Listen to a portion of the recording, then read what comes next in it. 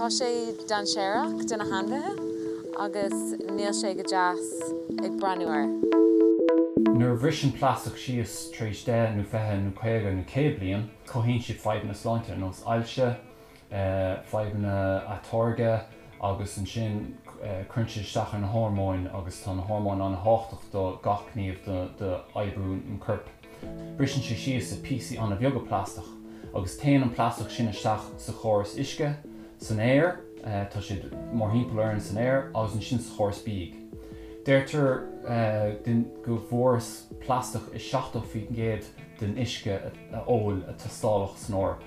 Agus den stadéir is asna go bhórach ein tríon den na héisce bearchartha fuór plastach síganta. Din si gomáiste den na hain, den na héisc, do gachéin sort anbheith tá mohansan. Líanaan an bolg sós a plastach as ní féile a chud bí a hain éthe agus faint si bás an ochras, nó tein siad an achrann sa plastach. Líanta, budéal, ngachsáis rudda agus faint si bás an ochras nó just faint si bás mar tá si grama.